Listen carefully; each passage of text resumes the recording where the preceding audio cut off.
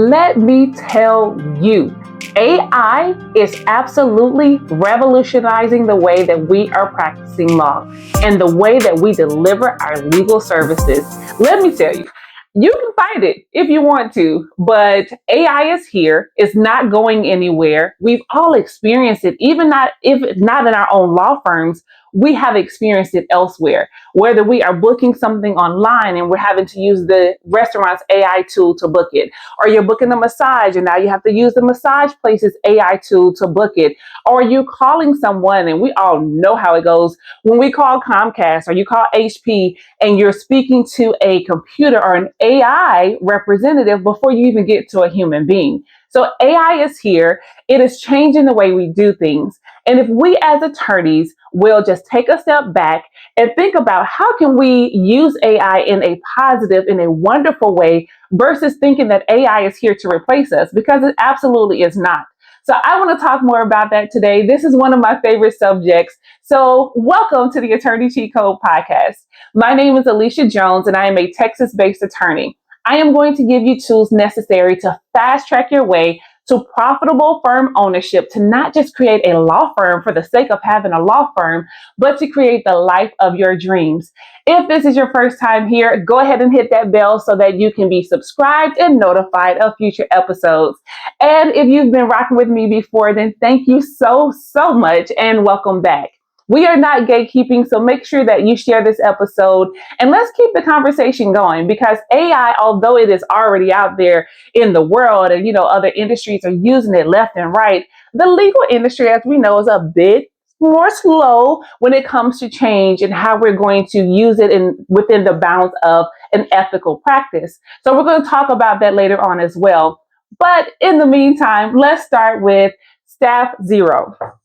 So when we think about AI, whether you are an older generation, my baby boomers, and you're thinking, you know what, AI is not for me, I don't want to use it, you probably already are. If you use, for instance, let's say you use Acuity for people to book online with you, then that is the use of AI. There is some artificial intelligence that is being used to help your clients book with you without talking to you directly. So don't think that AI is this evil thing and that you shouldn't use it and that it's against the word of God or anything like that.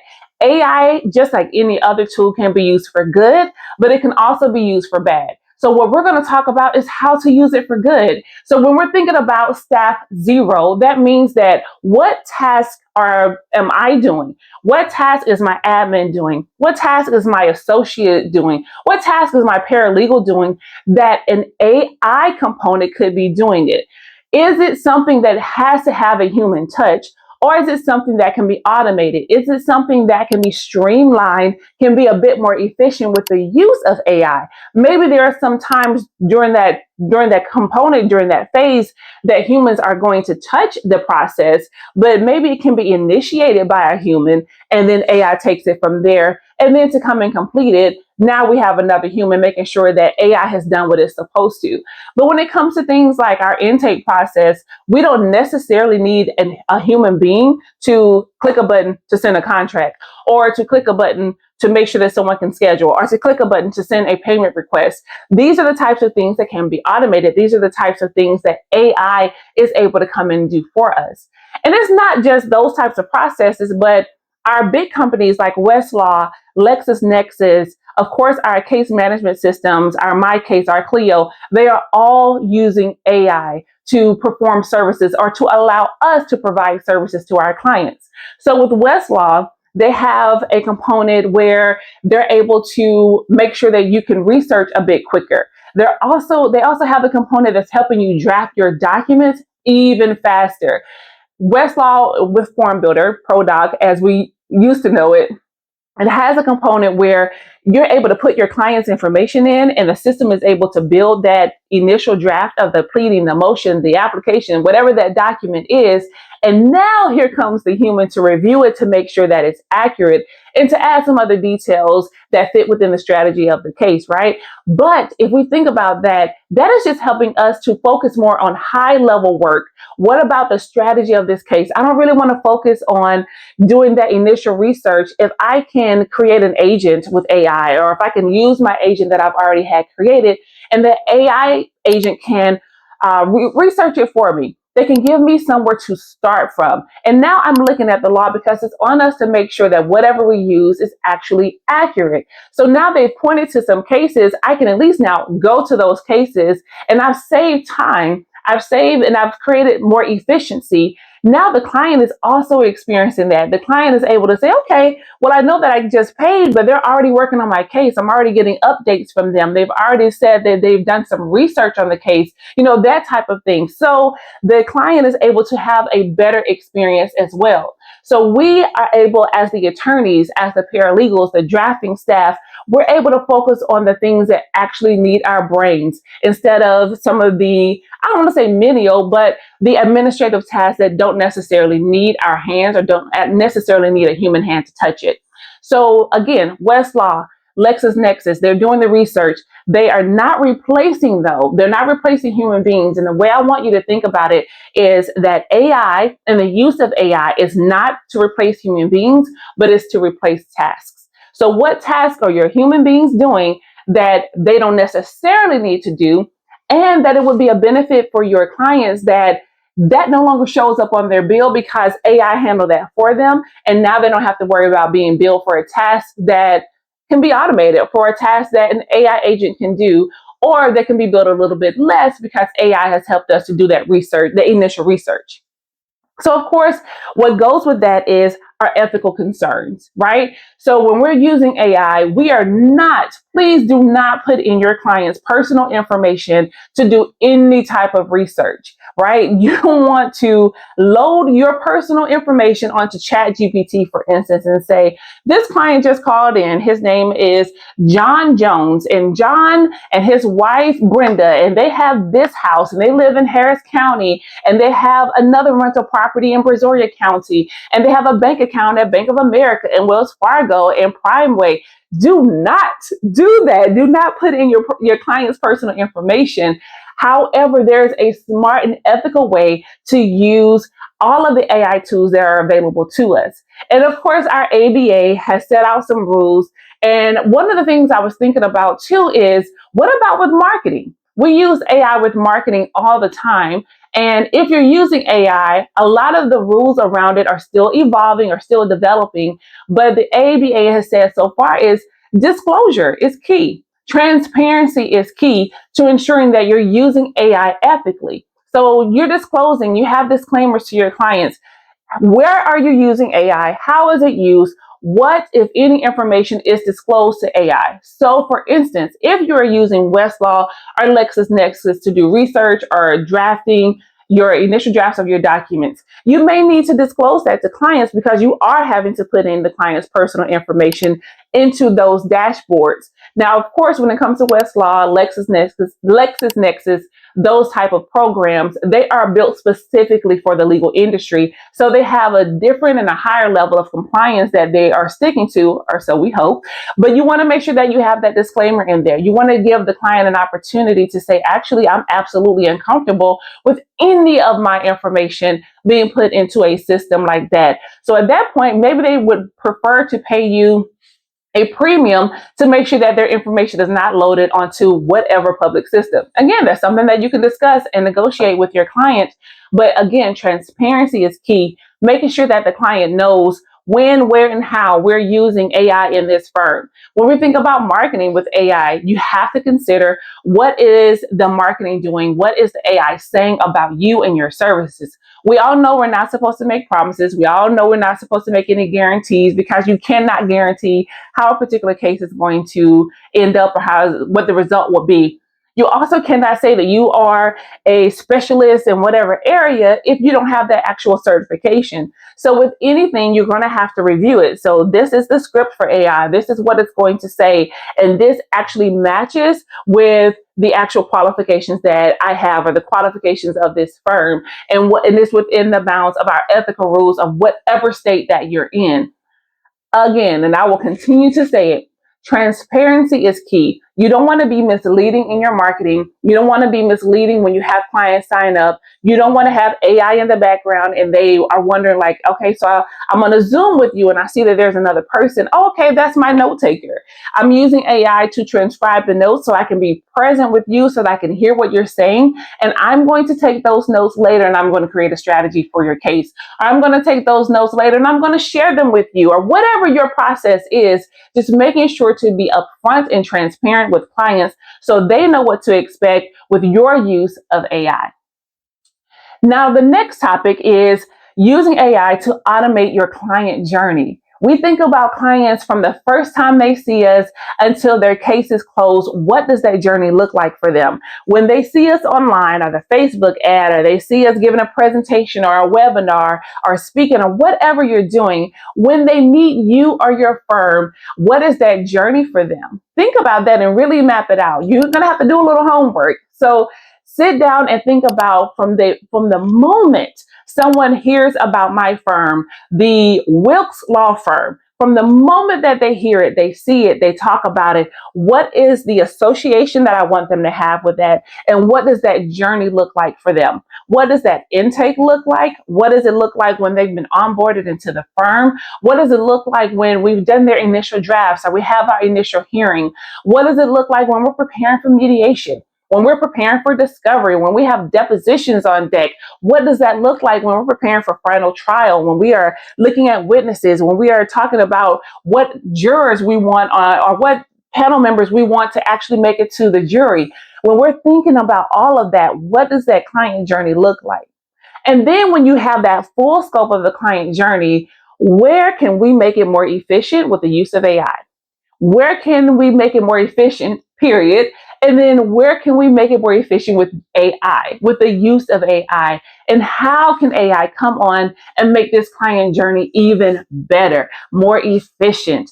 How can it impact and positively impact the client's experience with the firm? If you're anything like me, there are a lot of clients that come in. I am the first attorney they've ever spoken to or the first attorney they've ever hired. So they don't know what to expect. They watch Law and Order, and God forbid they come in with that mindset of this is how it goes, and I'm going to strut into court and I'm just going to curse out the judge and I'm going to fuss and argue with the opposing counsel in the hall. We're not doing that. That's not what I do. If that's somebody you want, then you might want to check with another one.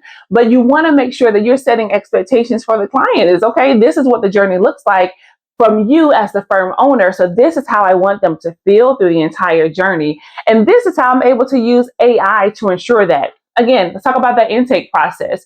If you're thinking about intake and you have an intake form, once the form is completed, maybe there's an automated response that sent to their email that says, thank you so much for completing your form. Here is the link to schedule online at your convenience. Once they're scheduled, they get another email. Thank you so much for scheduling. Your appointment with Attorney Wilkes is confirmed for Thursday at 11 o'clock. Here's the link for the Zoom. Make sure that you are in a quiet place so that we can hear you. And the attorney loves to see you. Make sure that your camera is on and that is in a well-lit area so the attorney can have a really good conversation with you. Maybe even there is where you give a disclaimer. We want to let you know, we want to be upfront and let you know that we have we use AI during our meetings to make sure that we can transcribe the notes. That is going to help us to be more efficient. That's going to help us to create a better strategy for your case. Please opt in or opt out right now if that is not something that you want. And then you go from there. At the end of the case, you've just gotten your divorce, congratulations, or I'm sorry, or however they're feeling, right? You've come to the end of your case. What does that look like? How can AI send a message or send an email or send some type of encouragement, a confirmation to that client at the end of the case? All of that is your client journey, and you're able to automate a lot of that. You're able to make a lot of that more efficient with the use of AI. Now, of course, what comes with that is your client expectations. Clients now expect things to be faster and smarter. They expect for you to be faster and smarter. They expect for your team to be faster and smarter. And with the proper ethical use of AI, you're able to deliver services in a faster and ethically compliant way, a smarter way. Our clients have the same access to Google and ChatGPT that we do. The only thing that they don't have is the training and the experience that we have, which is key. That's what's clutch to actually being able to apply what you see on Google, ChatGPT, Claude, whatever you've done your research on, YouTube University, whatever these clients have done their research on, they don't have the training, the experience to back that up. So maybe you have the information, but you don't necessarily have the knowledge of it, right? You can read it, but you don't understand it. So when they're coming to you and they've done that initial research, now you can use those same tools and look up some of the information. And now you're able to actually teach the clients. You're able to educate them like, okay, this is what you're seeing. This is how it's applied in your particular area of law. This is the strategy that I would use for your case to make sure that you're successful. So yes, you have this baseline information, but I have the knowledge. I have the application of the information that you have over here. I'm able to actually use that information, apply it, and actually put together a strategy to help you achieve your case objectives. So when we're thinking about our client expectations, you have to consider that. You have to consider that they want things done faster. So if you're able to use AI to streamline a lot of your processes, and they're able to see that on their bill, that, you know what, we would have used 3 hours to do this research, but by using AI, we only did 30 minutes. Who's mad with that? I am not.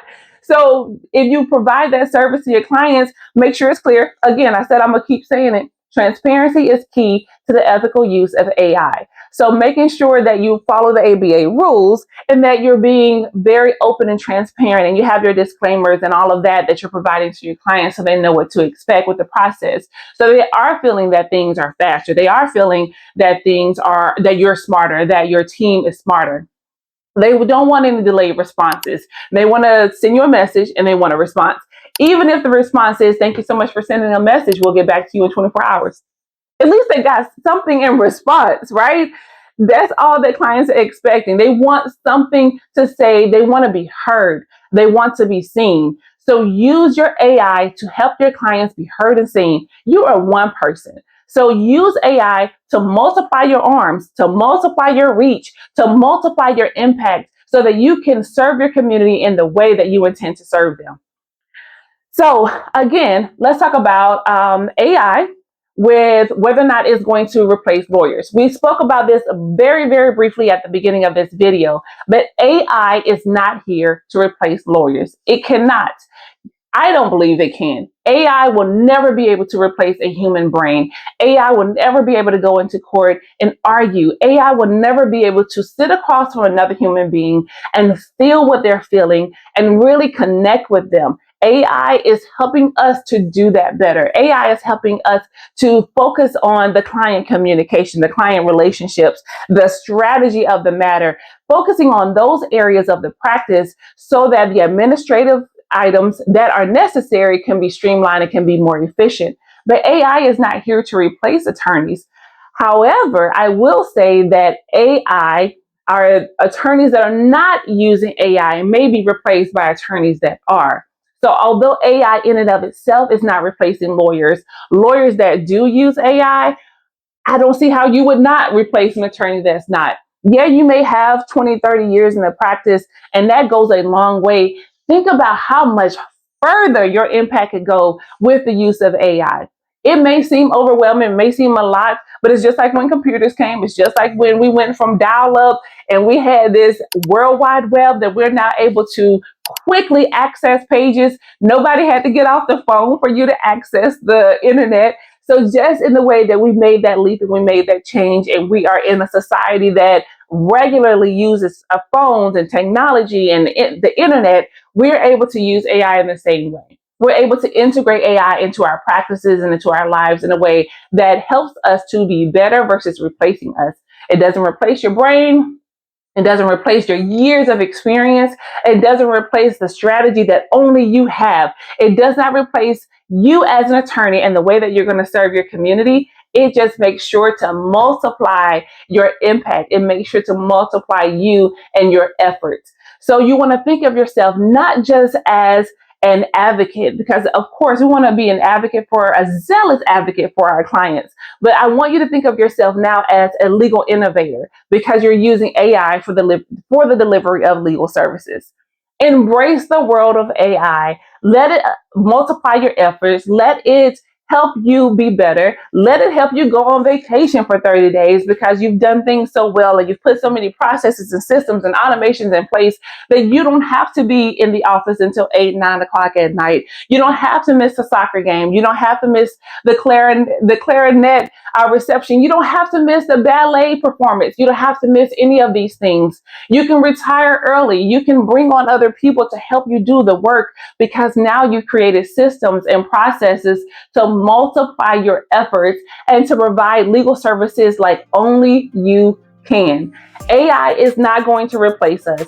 The use of AI will replace those that refuse to listen or refuse to take heed to what's going on. So don't be one of those attorneys. And if you're wondering, you know what?